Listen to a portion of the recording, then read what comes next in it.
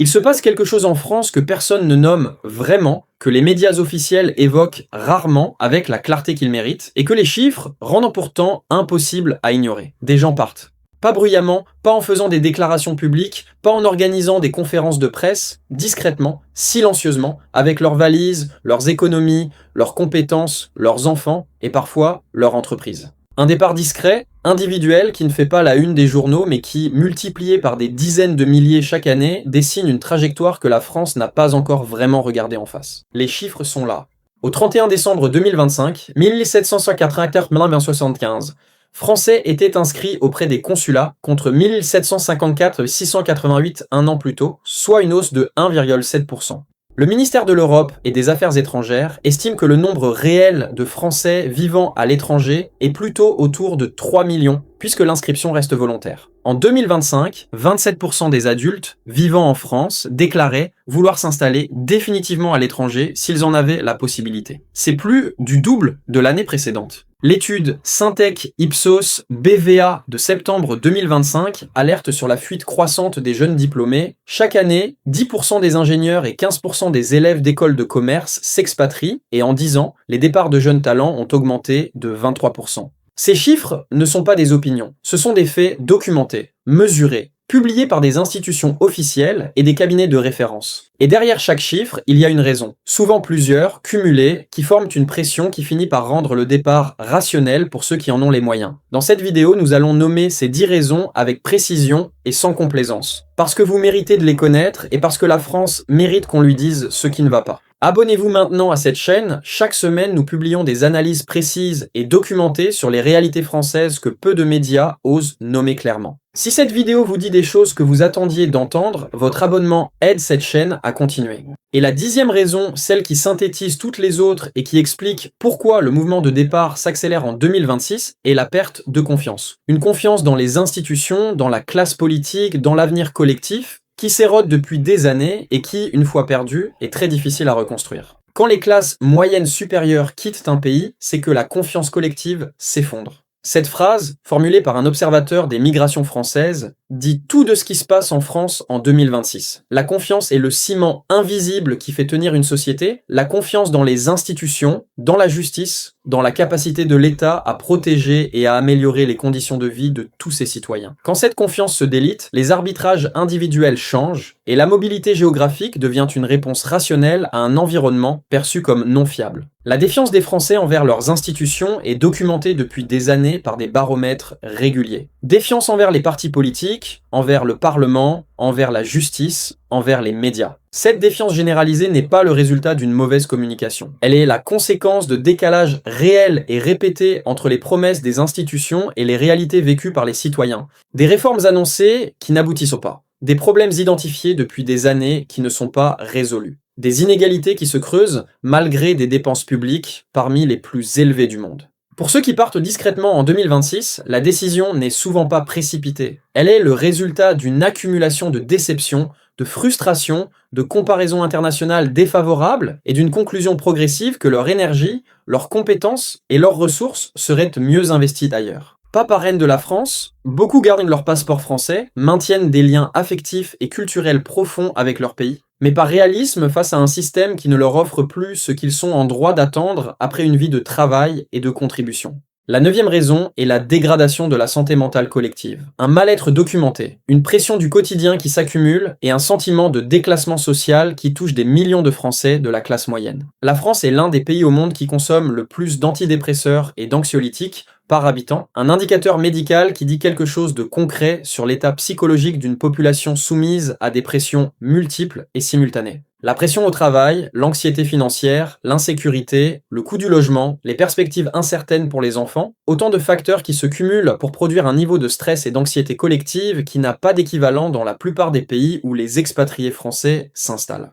Des Français qui ont vécu plusieurs années à l'étranger, au Portugal, en Espagne, au Canada ou en Suisse, décrivent régulièrement la même expérience de décompression progressive après leur installation. Une qualité de vie subjective qui s'améliore, non pas parce que leur situation objective a radicalement changé, mais parce que la pression ambiante est moins intense. L'espace public moins anxiogène, les relations sociales moins tendues, le rythme de vie plus humain. Cette dimension subjective et psychologique de l'expatriation est l'une des moins documentées statistiquement, mais l'une des plus souvent citées dans les témoignages de ceux qui ont fait le choix de partir. Pour des personnes qui ont les ressources pour choisir leur cadre de vie, la qualité de vie subjective, le bien-être au quotidien, le sentiment de sécurité, la sérénité dans l'espace public, est un critère de décision aussi légitime que le salaire ou la fiscalité. Et sur ce critère, la France perd régulièrement dans les comparaisons internationales. La huitième raison est le climat social. Des tensions, des conflits, des mouvements sociaux récurrents et un sentiment général de fracture nationale qui érode la confiance dans la capacité collective à construire un avenir commun.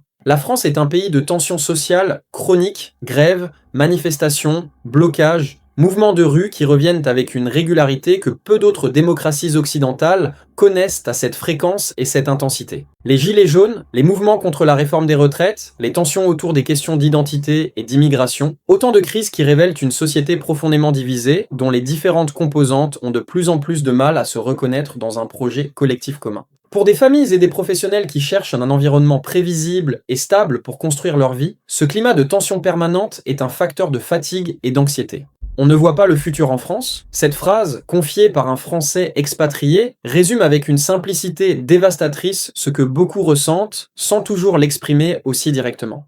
L'absence de vision collective lisible, le sentiment que chaque réforme sera bloquée, que chaque progrès sera contesté, que chaque avancée sera suivie d'un pas en arrière, cette fatigue accumulée pousse des personnes épuisées par la conflictualité permanente à chercher ailleurs la sérénité qu'elles ne trouvent plus en France. Le paradoxe français est celui d'un pays qui a les ressources culturelles, intellectuelles et économiques pour être l'un des meilleurs endroits au monde où vivre, et qui n'y parvient pas. En partie parce que ses habitants n'arrivent plus à se mettre d'accord sur les conditions minimales d'un projet commun. Ce paradoxe est l'une des causes les plus profondes et les moins nommées de l'expatriation française. Pas la fiscalité seule, pas l'insécurité seule, mais l'épuisement face à une société qui semble incapable de se réformer sans se déchirer. La septième raison est le sentiment d'un déclin économique structurel, avec une croissance anémique, une dette qui explose et un horizon économique qui inspire de moins en moins confiance à ceux qui construisent leur avenir. La France accumule les signaux d'un ralentissement économique structurel que les données rendent difficiles à contester. Une dette publique qui dépasse les 110% du PIB. Une croissance qui peine chroniquement à dépasser 1% annuel. Un déficit public persistant qui consomme des marges budgétaires qui manquent ailleurs. Et une compétitivité industrielle qui recule face à des économies plus dynamiques, plus flexibles, plus ouvertes à l'innovation. Pour des entrepreneurs, des investisseurs et des professionnels qui construisent leur avenir économique, cet environnement est moins attractif que des économies en croissance plus dynamiques. La comparaison avec d'autres économies européennes est instructive. L'Allemagne a ses propres difficultés, mais reste une économie industrielle de premier plan. L'Espagne croît à des taux nettement supérieurs à la France depuis plusieurs années. La Pologne, la Roumanie et d'autres économies d'Europe centrale affichent des dynamiques de croissance que la France n'a pas connues depuis longtemps. Et hors d'Europe, Canada, Australie, Émirats, Singapour, des économies qui offrent à des professionnels qualifiés des perspectives de progression professionnelle et financière que le marché français ne peut pas égaler. Ce sentiment de déclin économique n'est pas irrationnel, il repose sur des données réelles, et il est particulièrement fort chez les jeunes générations qui entrent dans la vie active et qui font le calcul, avec leur formation internationale et leur mobilité naturelle, que leurs efforts seront mieux récompensés ailleurs qu'en France. Un calcul rationnel, individuel, qui s'additionne chaque année en milliers de départs qui appauvrissent silencieusement le tissu économique français. La sixième raison est la dégradation du système éducatif, et le sentiment croissant de parents qui ne veulent plus soumettre leurs enfants à un système scolaire qu'ils jugent trop rigide, trop inégalitaire et trop peu préparé aux réalités du monde contemporain. Les familles françaises qui émigrent fuient notamment un système scolaire qu'elles jugent rigide. Cette réalité est de plus en plus présente dans les témoignages de parents expatriés. Des familles qui ont choisi de partir non pas pour des raisons économiques ou de sécurité personnelle, mais parce qu'elles ont perdu confiance dans la capacité du système éducatif français à préparer leurs enfants au monde de demain. Le système éducatif français est historiquement reconnu pour son excellence académique, les grandes écoles, les classes préparatoires, les concours, mais aussi pour une rigidité et une pression sur les élèves qui produisent des taux d'anxiété scolaire parmi les plus élevés d'Europe. Des études internationales comparatives placent régulièrement la France dans une position préoccupante sur le bien-être des élèves, des enfants qui n'aiment pas l'école, qui la vivent comme une source de stress plutôt que d'épanouissement, dans un système qui valorise la mémorisation et la reproduction sur la créativité et l'initiative. Pour des parents qui ont le choix, qui ont les ressources pour scolariser leurs enfants dans des systèmes éducatifs étrangers ou dans des écoles internationales, cette comparaison devient un moteur de décision de départ. Des familles qui s'installent en Finlande, en Suisse, aux Pays-Bas ou au Canada en citant explicitement la qualité et l'approche du système éducatif local comme l'une des raisons principales de leur choix. Des enfants qui s'épanouissent dans des systèmes qui valorisent leur personnalité plutôt que de les formater dans des moules académiques rigides. La cinquième raison est la bureaucratie. Une administration que des millions de Français et d'entrepreneurs vivent comme un obstacle permanent à leur vie, à leur créativité et à leur liberté d'entreprendre. On arrive à la moitié de cette liste, et si cette vidéo vous dit des choses que vous ressentez sans toujours pouvoir les nommer clairement, c'est exactement pour ça que vous devez vous abonner à cette chaîne. Un like et un abonnement prennent 2 secondes et nous permettent de continuer ce travail d'analyse. Faites-le maintenant. La bureaucratie française est reconnue internationalement comme l'une des plus lourdes, des plus complexes et des plus chronophages du monde développé. Des formulaires, des délais, des procédures, des guichets, des dossiers. Une accumulation de strates administratives qui, pour un entrepreneur ou un professionnel indépendant, représente une charge de temps et d'énergie considérable qui n'existe pas dans les mêmes proportions dans des pays comme l'Estonie, les Pays-Bas, l'Irlande ou la Suisse. L'administration française est lourde et complexe, les entrepreneurs passent une grande partie de leur temps à faire face à des réglementations et nouvelles normes, et les délais pour obtenir des approbations et des licences peuvent être interminables, ce qui nuit à leur compétitivité. Pour un entrepreneur ou un créateur d'entreprise, cette réalité se traduit concrètement dans chaque démarche du quotidien. Créer une société, embaucher un salarié, modifier ses statuts, accéder à un marché public, exporter ses produits. Des démarches qui prennent des jours en France et des heures ailleurs. Et quand vous pouvez créer une société en ligne en 1 journée en Estonie, en 3 jours au Royaume-Uni ou en 1 semaine aux Pays-Bas, pendant qu'en France, la même démarche prend des semaines et mobilise des intermédiaires coûteux, le calcul de mobilité se fait très rapidement. La 4e raison est l'érosion du pouvoir d'achat. Une réalité arithmétique qui touche les classes moyennes françaises avec une régularité qui érode progressivement leur niveau de vie et leur capacité à se projeter dans l'avenir. La France sort de plusieurs années d'inflation qui ont profondément modifié l'équation financière de millions de ménages. Les loyers qui continuent d'augmenter dans les grandes villes, les factures d'énergie qui ont atteint des niveaux historiques, l'alimentation plus chère, les transports plus coûteux, et des salaires qui n'ont pas progressé à la même vitesse dans les secteurs qui emploient la majorité des actifs. Cette compression du pouvoir d'achat est réelle, documentée et vécue douloureusement par des familles qui travaillent mais qui finissent chaque mois avec une marge de manœuvre financière de plus en plus étroite. Pour des Français qui découvrent que leur pouvoir d'achat réel, ce qu'ils peuvent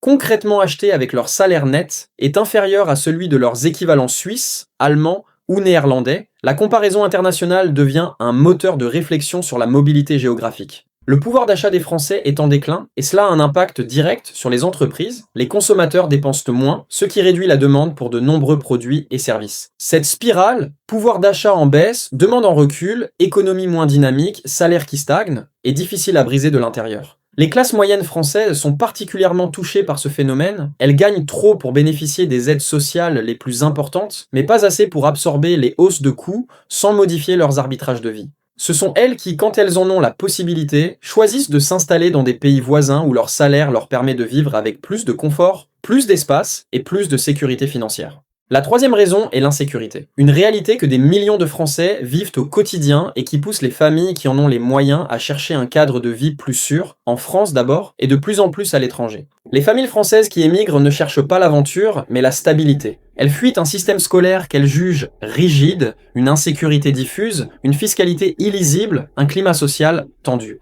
Cette description, dressée par des observateurs qui suivent les flux migratoires français, dit quelque chose d'essentiel sur la nature des départs de 2026. Ce ne sont pas des aventuriers qui partent, ce sont des familles ordinaires qui ont perdu confiance dans la capacité de la France à leur garantir un cadre de vie sûr et prévisible. L'insécurité en France a progressé de façon documentée ces dernières années. Les vols avec violence, les agressions, les cambriolages, les incivilités qui transforment l'espace public en territoire anxiogène pour une part croissante de la population. Des villes comme Bordeaux, 95 crimes pour 1000 habitants, Grenoble, 93,9, Ou Lille, 88 sur le 51, affiche des taux de criminalité qui placent la France dans une situation préoccupante par rapport à ses voisins européens les plus sûrs. Et quand une famille peut choisir de vivre en Suisse, au Portugal ou dans le sud de l'Espagne, dans un environnement objectivement plus sûr, cette option devient de plus en plus attrayante. Ce qui est particulièrement révélateur dans les témoignages des familles qui partent pour des raisons de sécurité, c'est l'horizon temporel de leur décision. Ils ne fuient pas un incident précis, ils fuient une trajectoire. Une tendance qui va dans la mauvaise direction et dont ils ne voient pas la réponse institutionnelle suffisante pour y faire face.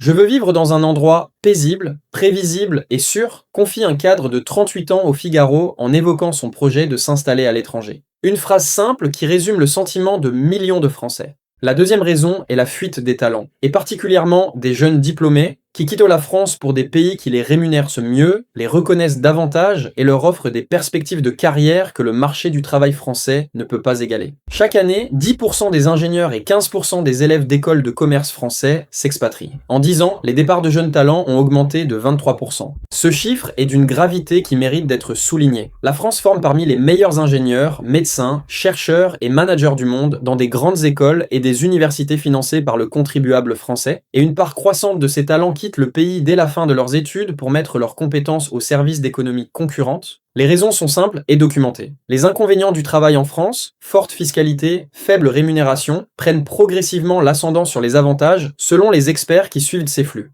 Un ingénieur français à Paris gagne en moyenne 45 000 à 55 000 euros bruts annuels. Le même profil à Zurich ou à Londres gagne souvent le double ou le triple, avec une fiscalité qui lui laisse un net nettement supérieur. Cette équation salariale est implacable pour des jeunes qui sortent de formation avec des ambitions légitimes et une mobilité internationale naturelle. La perte de ces talents est un problème d'une gravité structurelle que la France reconnaît sans y apporter de réponse suffisante. Chaque ingénieur qui part à Zurich, chaque médecin qui s'installe à Londres, chaque entrepreneur qui crée son entreprise à Dubaï, c'est un investissement en formation que la France a financé et dont les bénéfices économiques vont ailleurs. Un appauvrissement silencieux mais cumulatif qui pèse sur la compétitivité et l'innovation française de façon durable. La première raison est celle que tous les sondages placent en tête des motivations de départ, et la pression fiscale. Une fiscalité que 27% des Français jugent suffisamment insupportable pour envisager de quitter définitivement le pays. La France est l'un des pays les plus imposés au monde. Les prélèvements obligatoires, impôts, cotisations sociales, taxes diverses, représentent une part du revenu national qui classe la France parmi les champions mondiaux incontestés de la ponction fiscale. Pour un cadre, un entrepreneur, un professionnel libéral ou un investisseur qui a construit un patrimoine, cette réalité se traduit concrètement dans chaque fiche de paie, chaque déclaration d'impôt, chaque transmission patrimoniale. Dans un environnement fiscal en perpétuelle évolution, marqué par le durcissement des règles, l'empilement de nouvelles contributions et l'incertitude sur la stabilité des dispositifs, la tentation de s'expatrier n'a jamais été aussi forte. Ce qui distingue 2026 des années précédentes, c'est l'ajout d'une couche d'instabilité fiscale qui rend la planification à long terme particulièrement difficile. Un amendement déposé dans le cadre du projet de loi de finances 2026 propose la création d'un impôt universel ciblé inspiré du modèle américain, qui viserait certains contribuables français à haut revenu ayant transféré leur résidence vers des pays à fiscalité inférieure, pour une durée pouvant atteindre 10 ans après le départ. Même si cette proposition a peu de chances d'aboutir juridiquement, elle n'en demeure pas moins révélatrice d'un climat d'instabilité fiscale perçu par les contribuables mobiles. Quand on ne sait pas ce que la fiscalité sera dans 5 ans, les plus mobiles partent maintenant, avant que la porte ne se ferme. Pour les entrepreneurs et les hauts revenus, la comparaison avec d'autres pays est impitoyable. La Suisse, première destination des expatriés français, offre des taux d'imposition 2 à 3 fois inférieurs aux taux français. Dubaï et les Émirats arabes unis proposent une fiscalité quasi nulle sur les revenus. Le Portugal, même après la suppression du régime non habituel, reste moins imposé que la France. Face à ce différentiel, l'expatriation fiscale s'impose progressivement comme un arbitrage rationnel pour ceux qui en ont la liberté. Ces 10 raisons ne sont pas des caricatures, elles sont des réalités documentées, mesurées, exprimées par des millions de Français qui les vivent au quotidien. La France a tout ce qu'il faut pour être l'un des meilleurs endroits au monde où vivre. Une culture incomparable, un patrimoine exceptionnel, un système de protection sociale sans équivalent mondial, une gastronomie et une qualité de vie que le monde entier lui envie. Le problème n'est pas ce que la France est, c'est la trajectoire sur laquelle elle s'est engagée et qu'elle n'a pas encore réussi à inverser. La question n'est pas de savoir si la France mérite qu'on la quitte, elle mérite infiniment mieux que ce qu'elle offre actuellement. La question est de savoir si les personnes qui ont la liberté de choisir où elles vivent peuvent attendre que les choses changent, ou si elles font le choix rationnel de ne pas remettre leur avenir entre les mains d'un système qui les a trop souvent déçus. Si cette vidéo a mis des mots sur ce que vous ressentez, likez-la, partagez-la avec quelqu'un qui se pose les mêmes questions, et abonnez-vous à cette chaîne pour ne jamais manquer nos prochaines analyses. Dites-nous en commentaire, vous êtes parti, vous envisagez de partir, ou vous avez choisi de rester malgré tout? Dites-nous pourquoi.